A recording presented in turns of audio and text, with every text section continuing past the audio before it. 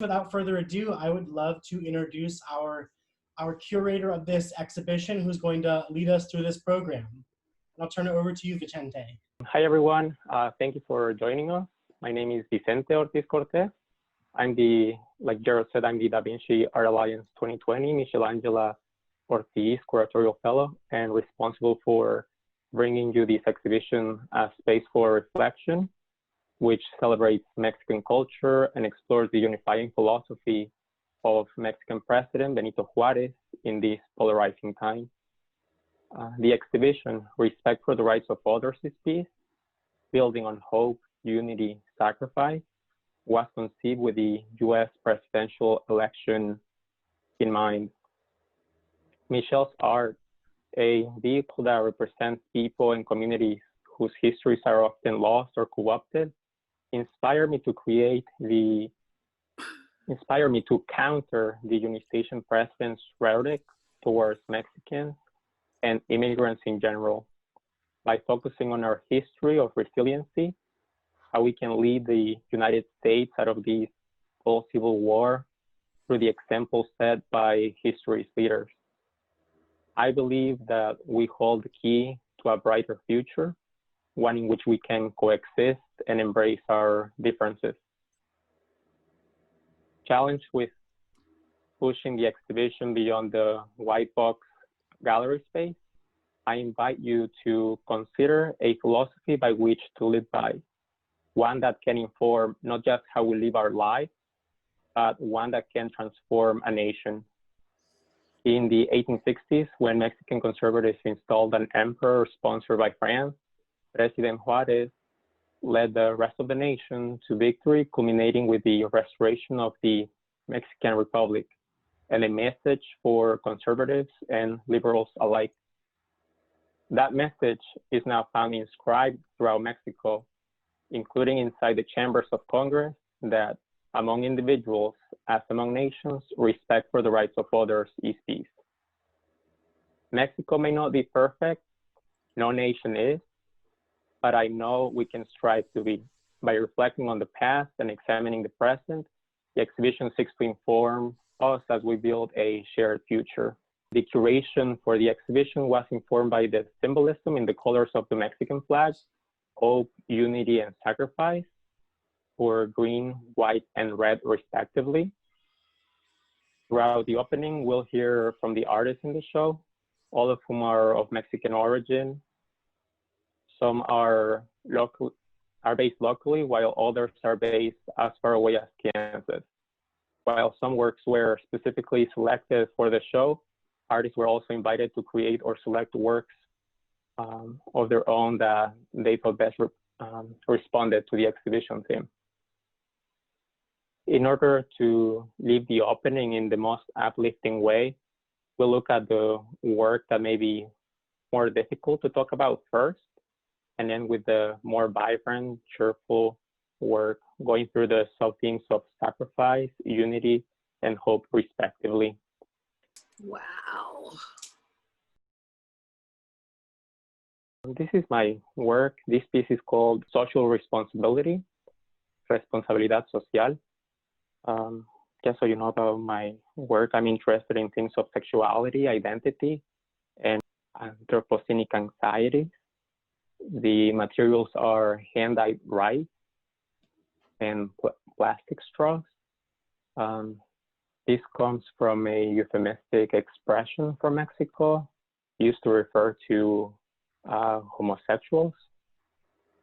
So instead of calling someone gay or homosexual, they'll just say that that person likes to eat rice with a straw. Like reference to rice pudding, popular Mexican dessert. When I created the work, I was thinking about all the people that are currently dying during the pandemic and how the government hasn't been as responsive or not showing care for every group that makes up the country, including the elderly, but also red symbolizes or represents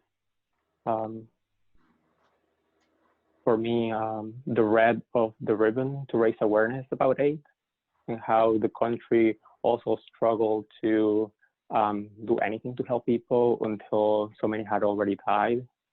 And I think that it may also be something that others can relate to. Thinking about other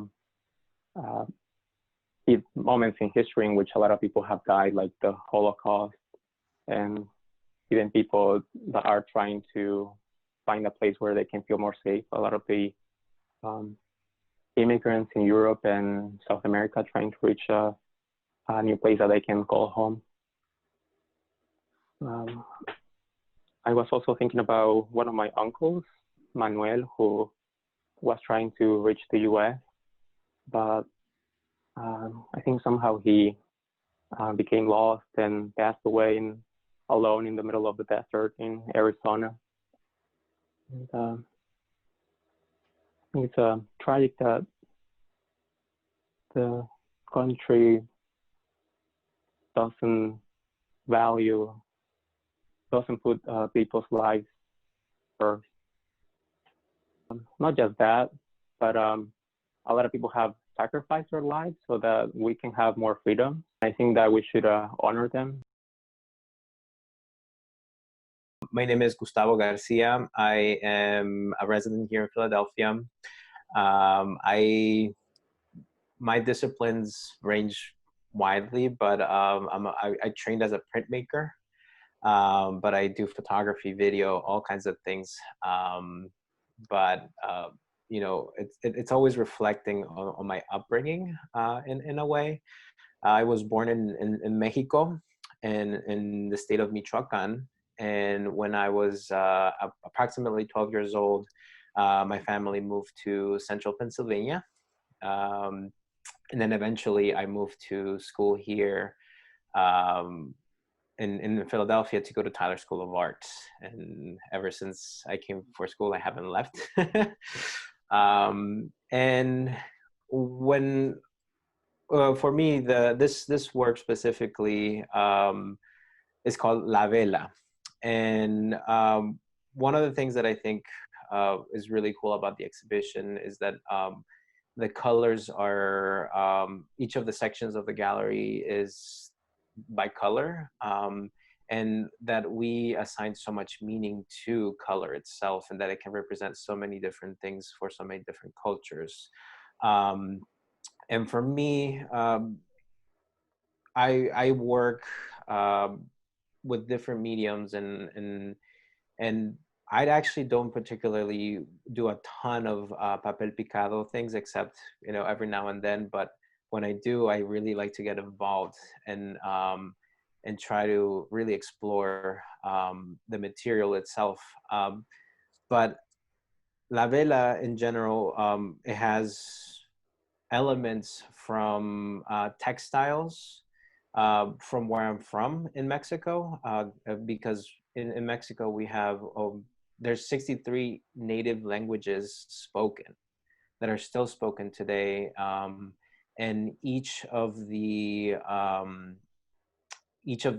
peoples that, you know, speak these languages, all of them have their traditions and textiles. So I went and explored and based some of the patterns that you see on this piece from the textiles of different, you know, regions of Mexico, and kind of just, you know, morph them to fit the format of this piece, because as a papel picado is practiced everywhere in Mexico, and it's usually used as a decorative element. But it's not fabric. So you have to, you know, adapt the patterns to this, because if you were to actually produce the patterns exactly as they are on textiles, the piece would fall apart. So there's a change throughout this piece that I like to, you know, kind of, it's in parallel to a lot of the things that are going on in today's life. And it's, when I create pieces like this, I also try to involve people to help me work through some of this issues that I'm trying to explore while I'm working on this. So actually, I had two friends of mine help me to cut some sections of the parts of the piece, because a lot of the times when you create artwork, it doesn't have to be just one artist. It doesn't have to be one person. It can be a collaborative, process. And as a printmaker, as I trained as a printmaker, so, and printmaking is all about being collaborative. It's all about, working with different people to try to, create something that, speaks to the vision that you're trying to get across, but with the help of other people, because honestly, a lot of the times you don't know, or you don't have the perspective, because you're just looking at something, in your studio. But while I was producing this piece, one of the things that I was trying to process is all the things that are going on this year.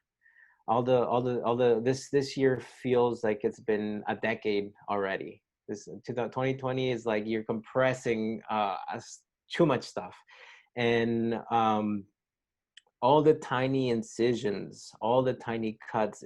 I mean, they took a long time, and that's a lot of time to think, about so many different things. But one of the things that I was trying to think about and try to infuse the energy of is all of the amazing things that have come out of this year, in terms of like people waking up, people coming to realization that our systems are broken, and now they're trying to fix them. We're trying to fix them by voting. We're trying to fix them by registering people to vote. This city has never had a higher voter registration since, I think the last time we had this many voters registered was in like 1984, something like that, comparatively. But it's just amazing that there's all these people, thousands and thousands of people, not just in the city, but across the nation and across the world, that are coming together to try to fix and make this world a better place. Even though we've seen all this, sadness and hurt from all the people that we've lost due to COVID-19, and all the protests and stuff like that have happened because of the systemic racism that exists in our society.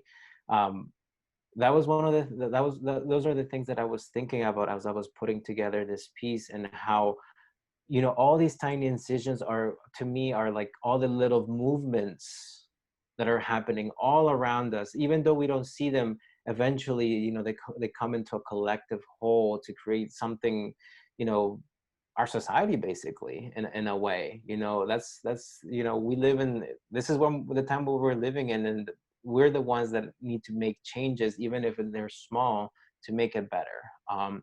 So like I said, this piece is just made of tiny little cuts of paper, and assembled together in masses to create this installation. And the other thing that eventually, one of the symbolisms that I was thinking as I titled this, La Vela, in Spanish, it can mean anything from like a sail from a ship, and also it can mean a candle. And a candle, well, obviously represents light, and the white color comes into play with that. But also what was interesting to me was the central piece ends up looking almost like the cardinal points, like when you use a compass to sail and go to places. And many people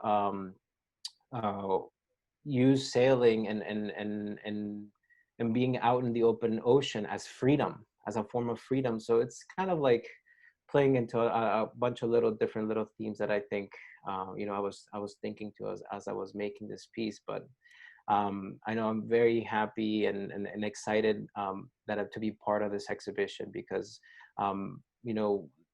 we need to come up with things that speak to the moment that we're in, and what better way to do it than through art. Jessica Elena Aquino is an interdisciplinary artist, poet, and educator from Santa Ana, California, currently based in Brooklyn, New York. Aquino's practice is rooted in weaving She draws from cultural iconography, memory, and mythology and interweaves them with the mediation on Latinidad and labor. The physicality and labor demanded by her work is homage to her communities who have literally woven la cultura across generations with their hands. Aquino earned her BA in Studio Art in Painting from Colgate University in 2014 and an MFA at the Pennsylvania Academy of the Fine Arts in 2019. Her work has been exhibited at the Barrett Art Center in Poughkeepsie, New York, Pilot Projects, Pennsylvania, the Plastic Club, the Pennsylvania Academy of the Fine Arts, Vox Populi, and Anna Sorina Gallery. She was an artist in residence at the Santa Fe Art Institute and has won numerous awards such as the Alumni Council Award, Maury Dessner Travel Grant. Aquino has worked for multiple curators and within the education department at the Pennsylvania Academy of the Fine Arts, Philadelphia Museum of Art, and Museum of Modern Art in Manhattan, New York. Aquino is currently an artist in residence at the Textile Art Center in Brooklyn, New York. In response to Mexican President Benito Juarez's philosophy for coexistence, Jessica wrote the following statement. These words resonate deeply, especially during these political and societal climates, and violence against Black bodies and indigenous communities. It's a powerful statement, with so much weight and full of questions. Because to whom does that peace belong to? To whose rights are we supporting and also silencing? It's a very in-between statement. Nepantla, meaning in-betweenness, is Nahuatl, is being in the middle, at a crossroads. Different worlds of oneself clashing. For many of us, respecting others' rights, while also respecting our own, can be clashing. While many others are forced to silence their rights, while others benefit from the privilege. So, can coexistence really exist? Or are we destined to live in Nepantla? Hi, everybody. Happy Dia de Muertos. So, my name is Elena Nuñez Cruz, and I'm a self-taught artist.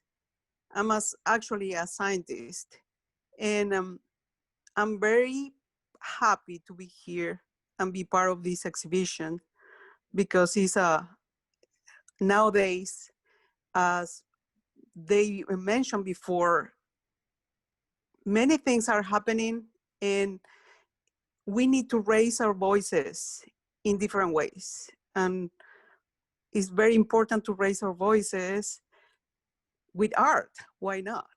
And I'm just going to mention briefly something about the inspiration of this exhibition. And it's about one of the most amazing presidents that Mexico had. And actually, this man lived in the 1800s. And he was a president for about 15 to 20 years. And it's very important to tell about the story of this man because he came from a very rural background. And he became a lawyer and he became a president. And he lived in a town, he lived in an estate that is called Oaxaca, that it has a humongous diversity. There is too many cultures, too many dialects, too many people that were living and they are still living in different communities. And what happened is that because of his background, he was able to know and to deal and to be aware of the diversity. And then he was the man which his philosophy inspired to practice respect, to practice tolerance, and understand the difference between different ideologies, different point of views. And this was very important because as we reflect nowadays, it's something that we really need. We really need to believe. And part of the inspiration of this guitar that I'm presenting for this show is a reflection of this philosophy. This artwork represents the coexistence, as I displayed in the back of the guitar. So in the back, there is an eclipse where the moon and the sun are together and they interact to stay close each other.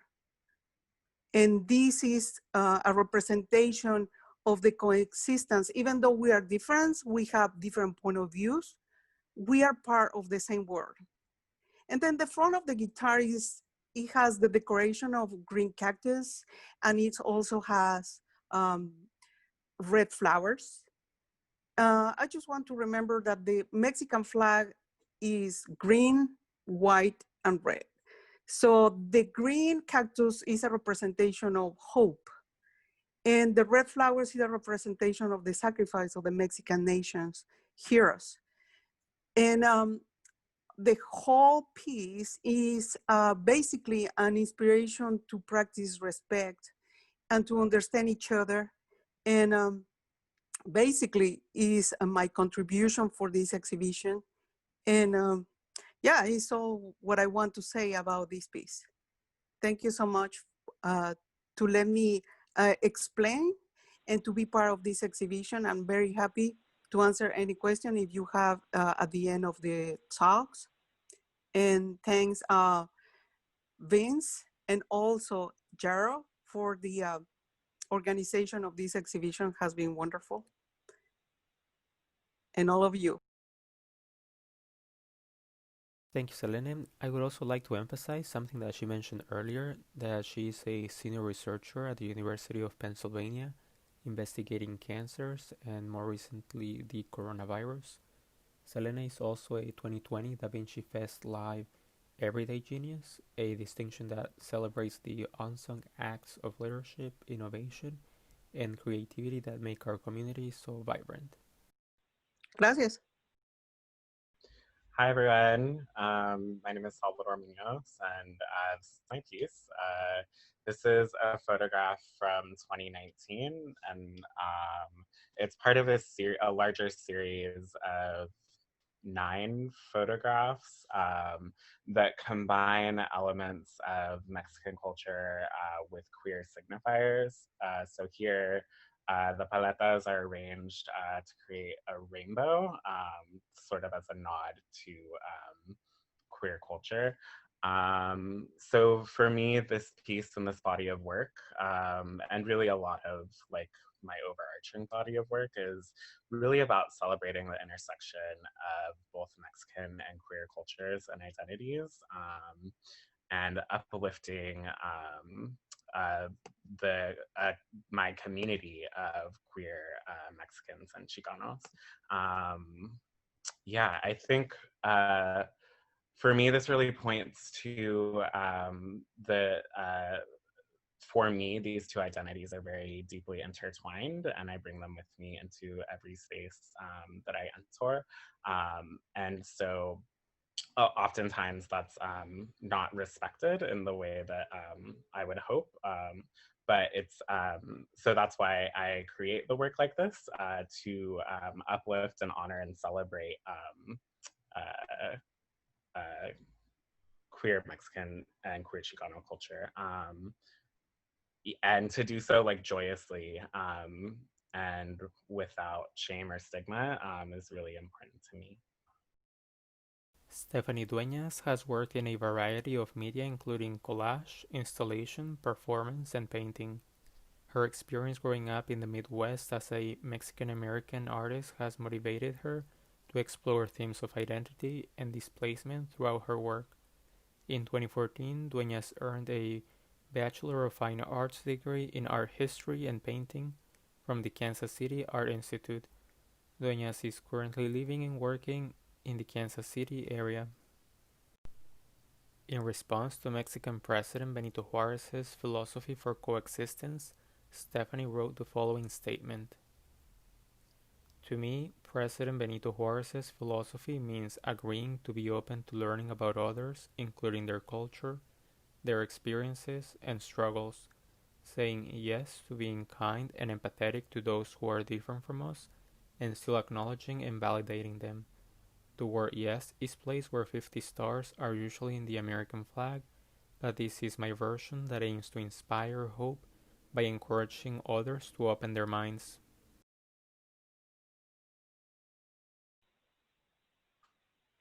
I think it's a beautiful exhibition, and I really love the first part, La Vela. It's amazing. So I think that your artwork is very beautiful, Gustavo.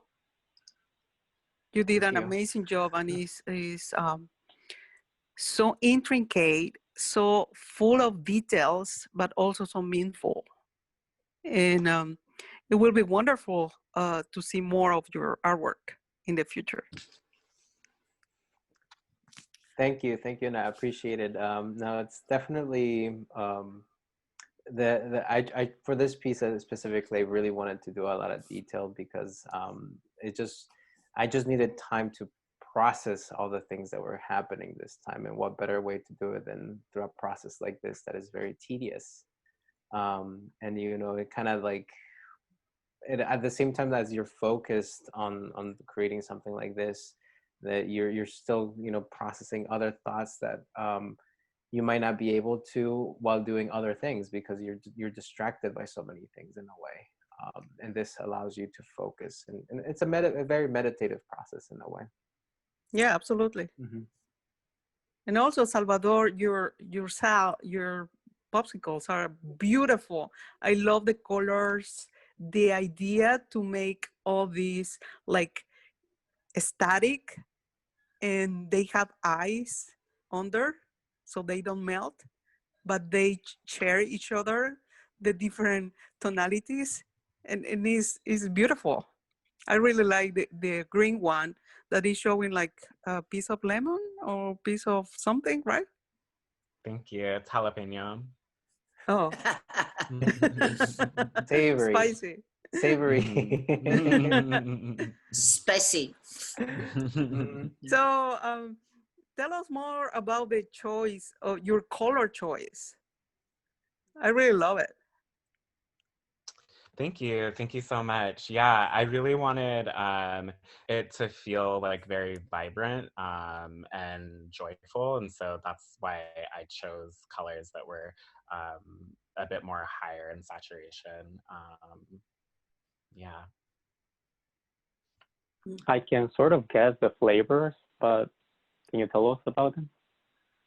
Yeah, so I used recipes that are like traditional paleta flavors. So I think the first one is like a strawberry, and then the orange one is mango, and then a pineapple lemon, and then jalapeno lime, and finally raspberry. The blue one is the only one that's fake because it's not a natural color, so it's just a food dye. Yeah.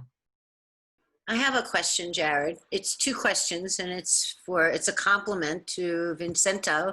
First of all, I love the exhibition. I can't wait to see it live, because in today's world, it's really beautiful to see the aspect of hope and positivity. And I think that often, as an artist myself, I've tried to stay away from the negativity, but it's very difficult. And I'm grateful for you putting this together to really show a semblance of some hope in color and that aspect. Now, my question is, Vicente, because I've seen your work live before, you are the only one in this exhibit whose work is a moment in time, and then it's destroyed. And so as an artist myself, how do you move your ego away from not having it for the future or for another time? That is a difficult time, because I think that as artists, we create something and we're done with it, but we get to see it again. But yours has never been like that. And I remember seeing it at a couple of other shows live, and it truly moves the ego out of the way. So can you explain a little of your process? I believe I've evolved over the past couple of years with how I see my work, and I had wanted to work with rice for a couple of years, and I didn't know how to do it. At first, I was working with mason jars and creating different shapes. You might have seen the U.S. flag formed with different colored rice, a watermelon, and I thought that that wasn't enough, and I thought that it would be okay to create work that exists in a space and then you can't see it anymore. I wanted to kind of practice that for myself so I don't feel the need to keep everything that I Attached. Yeah, I don't want to feel attached to anything. And I think that creating this sort of work helps me. I do try to document as much as possible so I can go back and look at how I did it when I did it. I was taking time-lapse photos, so eventually I'm gonna have a video of me laying down the rice and setting it up the way that it is. But if anyone's ever interested in exhibiting it, it's possible. I don't throw away the material. I collect it and just store it for future use. This is the same rice that I used at the exhibition a year or two ago at Drexel's. Yep. That's the one I saw. And as I said, the ability to remain detached is very thought-provoking. And I think that a lot of us spend a great deal of time working on it, but it's never the same. So that even if you do the video, it means that every time you recreate it, even if in your mind, it will never be the same. So it's, to see it live is very, very different.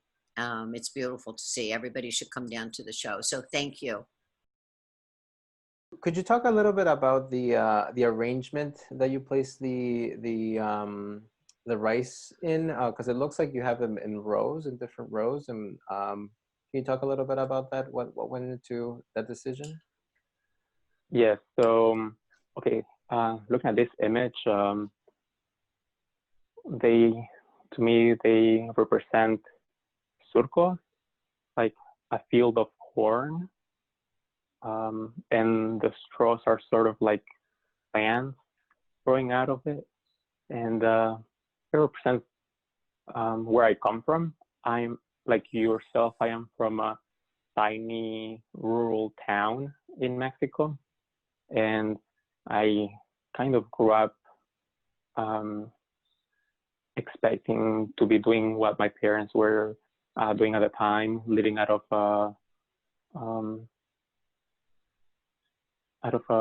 growing crops and planting corn.